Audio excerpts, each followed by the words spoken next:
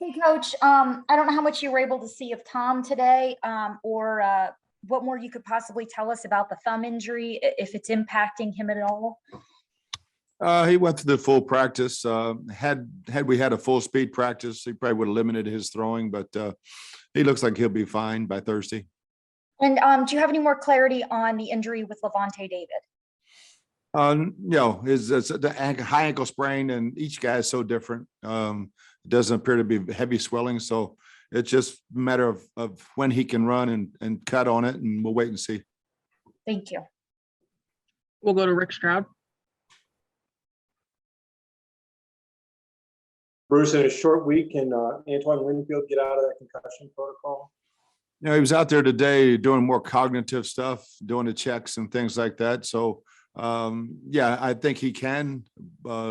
Will he? I don't know yet, but we'll see how this goes. And Gronk's not on IR, but do you have any hopes for him on a short week?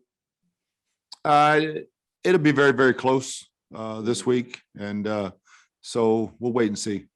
Okay, and then I know yesterday, Jason Pierre-Paul came back. He wound up playing like darn near 75%. Are you looking for a certain kind of mix?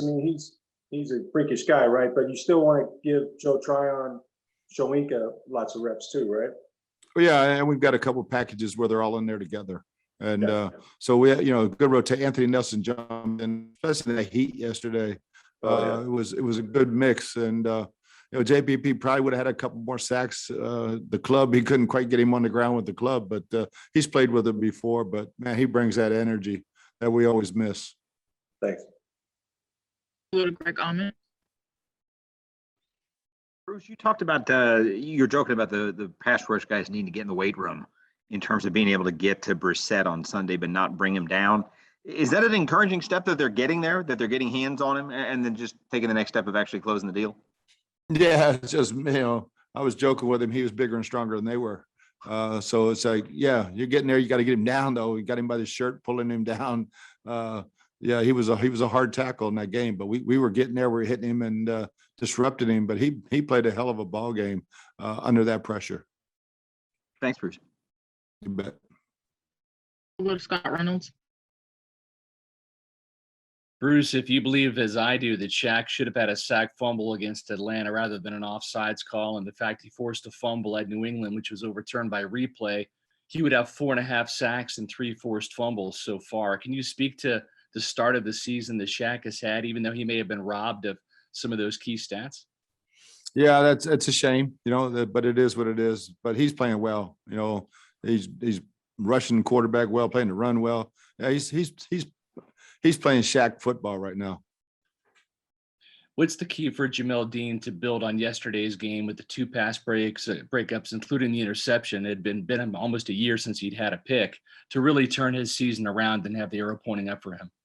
Yeah, it was a good confidence builder. He played really, really well, and just continue to practice hard and get ready. We've won a lot of games with Jamel Dean, so I'm not worried about him. Thanks, Bruce. You bet. We'll go to Evan Winter. Hey, Coach. Hope all is well. Myles Gaskin obviously had a good day catching the ball out of the backfield.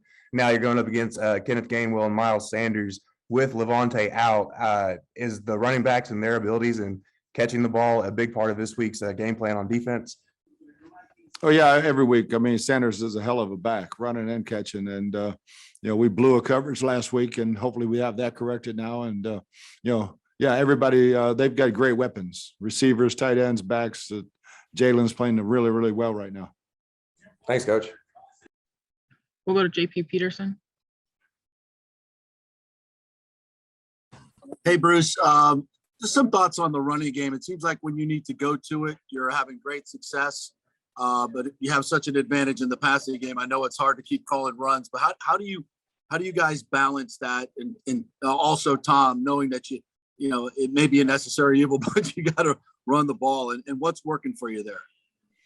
I think the blocking unit has been doing a very, very good job. The tight ends, you're not going to run the ball if your tight ends aren't blocking. They did a heck of a job. Josh Wells comes in and plays tight end for some, and that's big. But again, just the backs finding the holes. Their holes are there. We actually left some runs out there that could have been bigger. But yeah, the running game is where it all starts for us because you have to keep them in two dimensions defensively so that they can't just tee off on the passer. We have time for a few more. We'll go to Greg Auman. Hey, Bruce, you've talked about how comfortable you are with Minter stepping in for Levante this week, but obviously your depth behind your two starters is just two rookies now. I just want to ask you about Britt and just how much you've seen from him if he had to step in as a replacement to a replacement on Thursday night. Yeah, I think he's more than ready. You know, this time now, those guys have had a ton of snaps. I think he and Grant both, they'll be more than ready to play if they have to. Thank you. You bet. Last question will come from John Ledyard.